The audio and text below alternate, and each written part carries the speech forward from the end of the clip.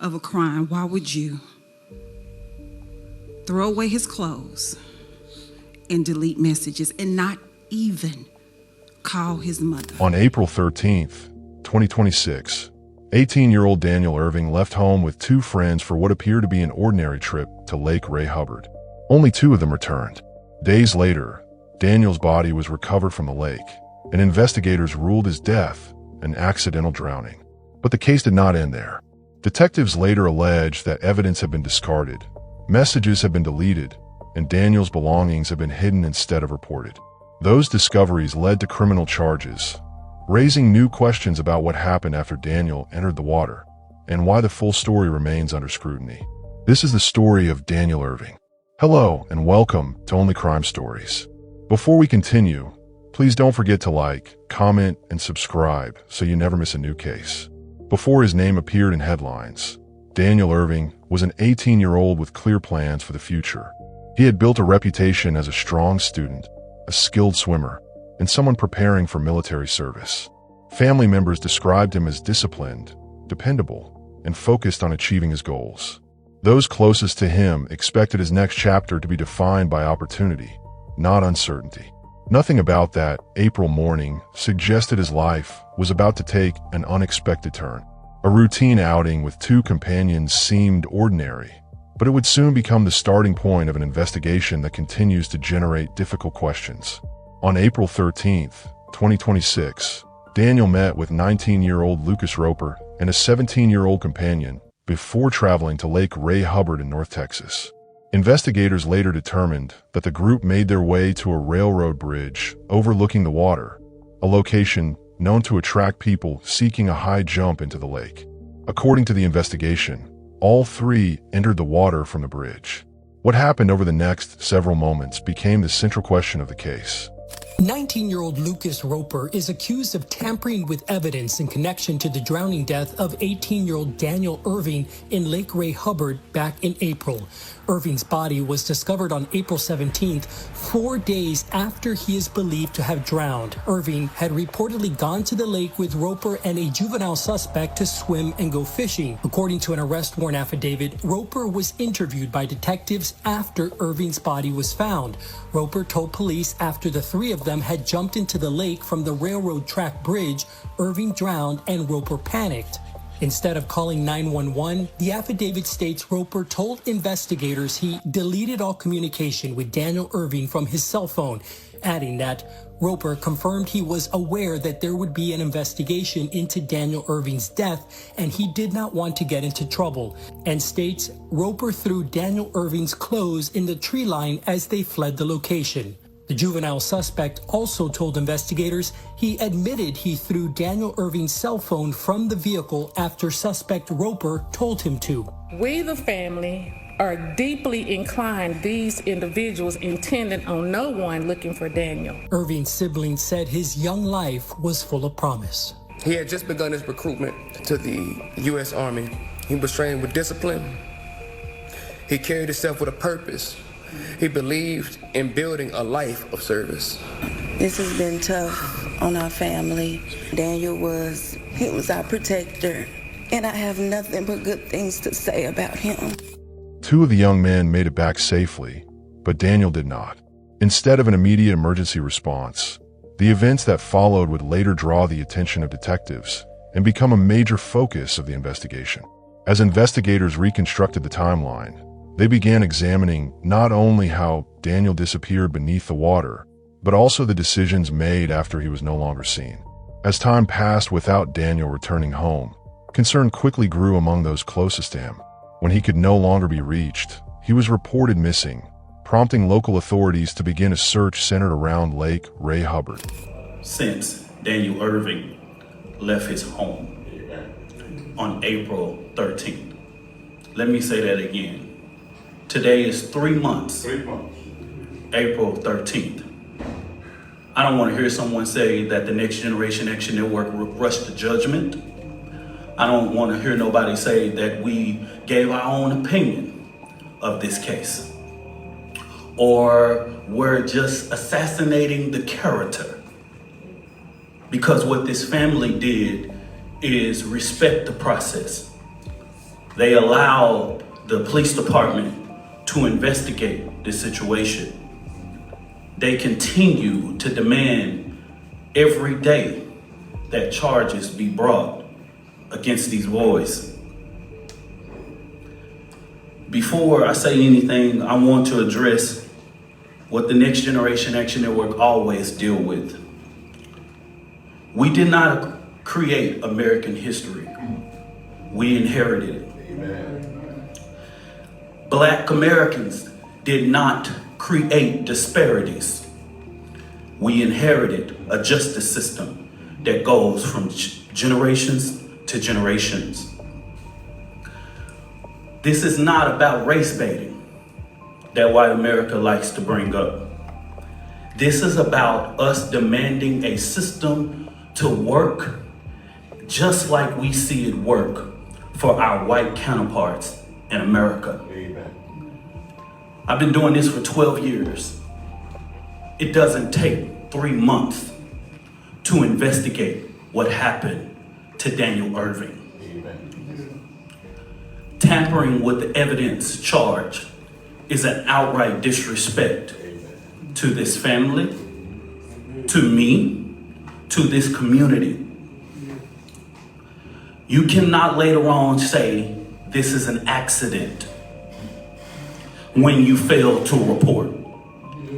Black Americans have realized when we leave someone and we leave the scene of what could be alleged as a crime, we are later picked up within 24 hours, maybe even the same hour.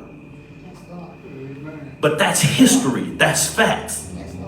That's not some made up story that Dominique Alexander created in 2026. It's what we know, the justice system. This family was hit with the fact of a police officer saying after Riley Johnson came into the police department, that's the minor suspect in this case with his parents, after days, that this may be a mistake. But you failed to go back to the house. You picked Daniel Erving up and tell this family that something happened. You threw out his clothes out of a moving vehicle. You threw out his cell phone in a moving vehicle. Eyewitness says that they never saw them with fishing rods. They saw them go there, 2 white individuals with a black male, and then when they returned to the car, they did not see that black male. What after 90 days can this family call that? We can only call it murder. Amen. This mother should not have to look at the fact or look at the ashes of her son. Daniel should be preparing himself for his life in the military, as I was told. Amen. Daniel will never have that wedding, that child, whatever God had in store for him, it was taken. And yet there is a 19-year-old and a 16-year-old Lucas Roper and Riley Johnson who have been arrested with tampering with evidence. But I'm here to say to Dallas Police Department and to the Dallas County District Attorney, John Cruzo, we want murder charges. We demand it. We want it now. I'm gonna bring up the first family attorney, Sean DeRadia.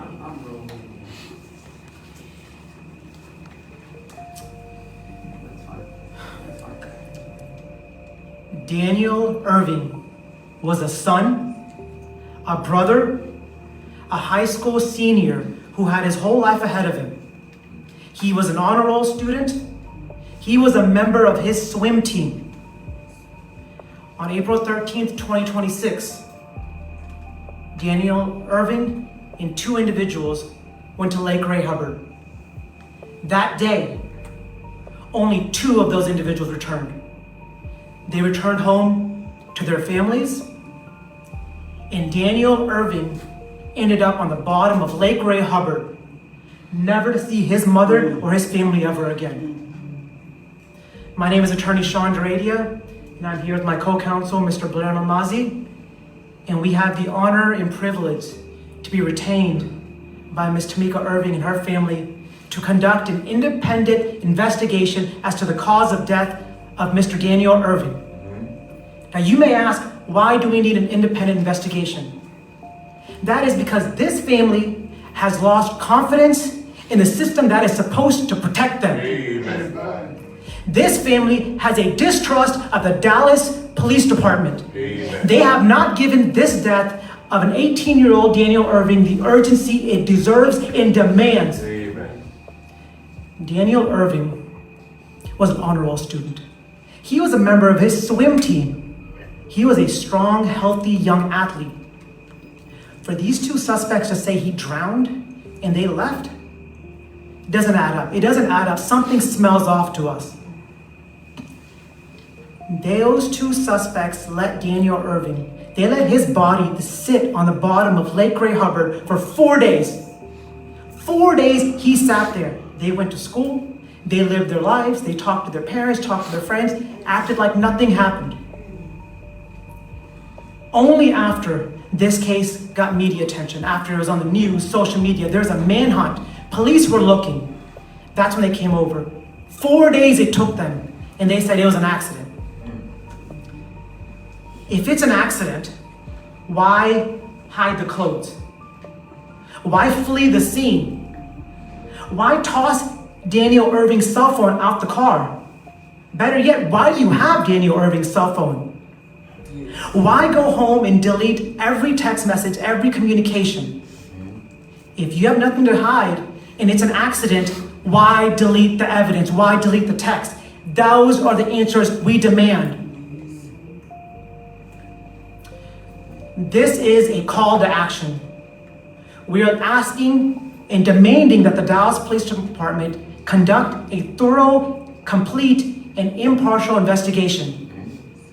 Follow the facts where they may lead, and bring the appropriate charges, including but not limited to murder. Amen. Amen.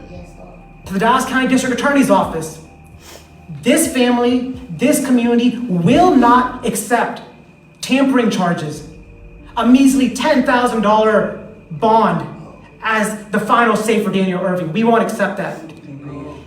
Take this case, take the facts, take the evidence to a grand jury and bring the appropriate charges.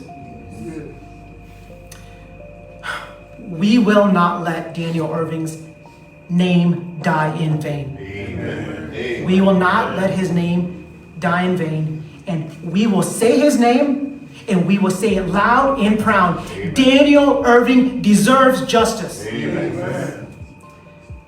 We came here for 3 things today. We came here to demand justice, to demand accountability, and to demand change. Justice for Daniel Erving. Accountability for every single person involved in the death of Daniel Erving. And change.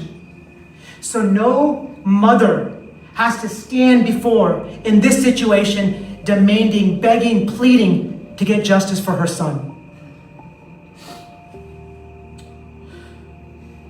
This is a difficult time for this family. This has been tough. But again, we want justice. We want accountability, and we want change. And we will not be quiet. We will not stop, and we will not go away until we get justice for Daniel Erving. Amen. Thank you.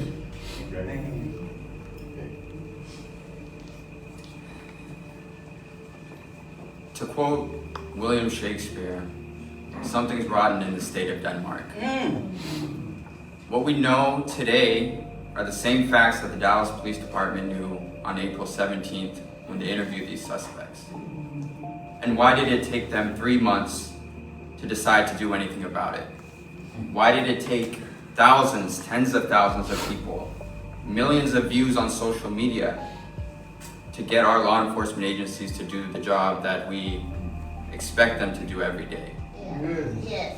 Why did it take a room full of cameras to get people in the Dallas Police Department, in the Rowlett Police Department, in the Dallas County District Attorney's Office to finally pay attention to this mother?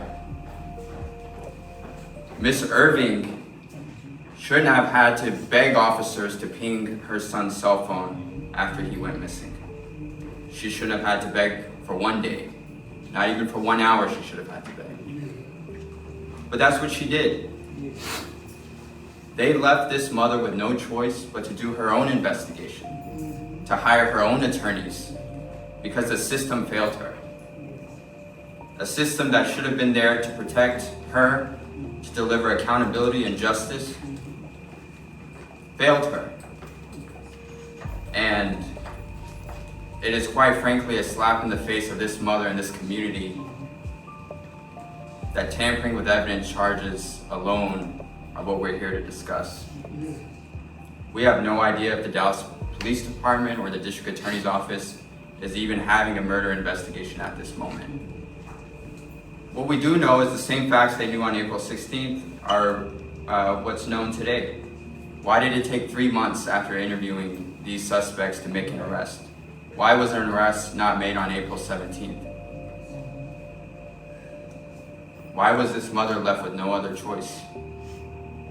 It's a systemic failure, and if the Dallas Police Department, if Rowlett Police Department, if the DA's office can't do their job, then the federal government should step in and do that job for them.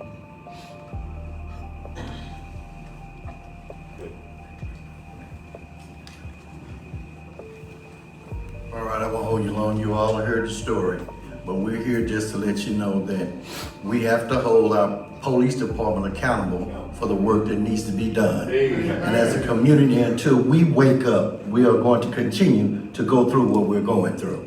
And so we want the police department. I talked with one of the captains, and we had a nice little chat, and a couple of hours later, they made an arrest.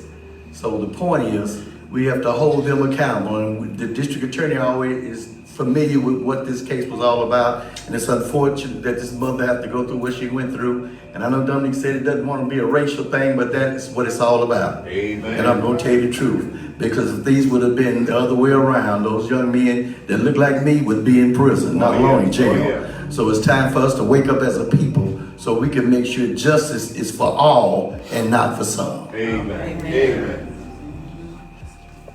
I am Mackenzie Erving. I am Daniel Erving's sister. Firstly, I would just like to say that my brother did not deserve this. My mother did not deserve this. Amen. My family did not deserve this. Amen. My brother was a law-abiding citizen. He had big dreams, big aspirations. He was always smiling. There's not a photo of him not smiling. My brother wanted to do so much with his life. Very kind. He was a protector. He loved everyone. Amen. Everyone has nothing but good things to say about him. So for something so tragic and so demonic to happen to him, it doesn't make sense. Amen. Amen. And we will not stop until we get justice, because I know something else happened down there at that lake. You said that he was a dreamer. What was he planning to do with his life? My brother actually wanted to join the military. He wanted to serve this country. He wanted to protect everyone of this country. He wanted to protect the people that hurt him. That's the type of person that he was. So for something like this to happen to him, and for it to be no sense of urgency, is absolutely ridiculous, and it's not something that we will stand for. And do you know if he was friends with these two? I have no comment on that at this time, but nevertheless, right is right and wrong is wrong. And when it's a life or death situation, you are to render aid, you are to help someone. Someone needs to be held accountable, and we're here today because we want accountability. And that's all. I want to ask you if the moment you guys found out what happened, can you walk me through the emotions and what it's been like since then, leading up to this? You guys said it's been 3 months to get to this point. Yes. What's it been like? Complete agony, day and night. From the moment we wake up to the moment we go to sleep. It's a soul tie between all of us. We're so equally yoked and connected that we feel this deeply.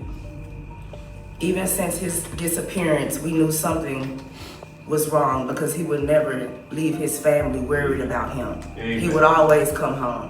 Amen. He would always answer our phone calls. He would always be there for us. Always. There's not a time Mike would not be there for us. So now we are here for him. Amen. I want to say thank you all for showing up to tell Daniel's story.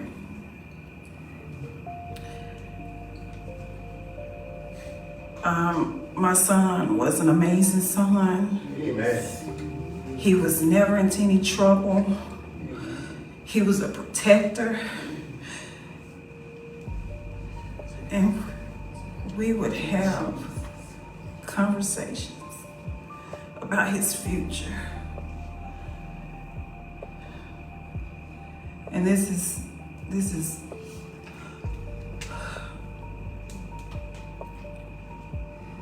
wasn't supposed to happen.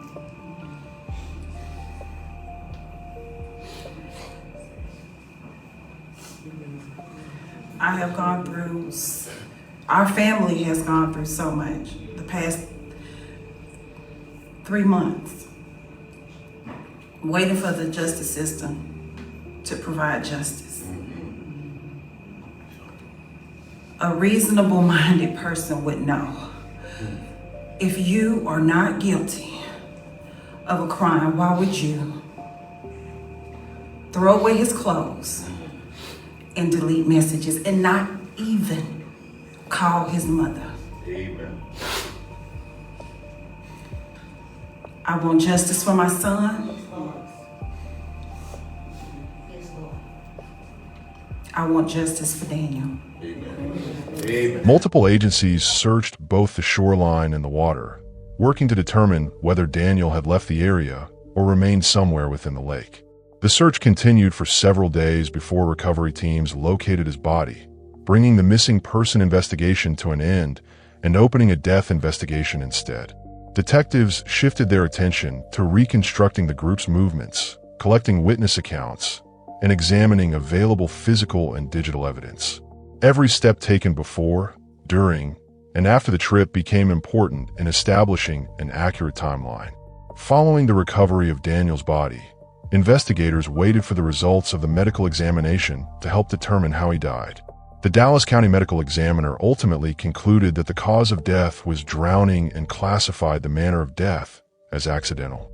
On paper, that finding appeared to provide a clear explanation for the case. However, detectives continued reviewing the circumstances surrounding the trip rather than closing their work immediately. They examined phone records, interviewed witnesses, compared statements, and reconstructed the sequence of events at the lake. The focus gradually expanded beyond the moment Daniel entered the water to include everything that happened afterward. Investigators wanted to know whether anyone had taken actions that could affect the investigation itself.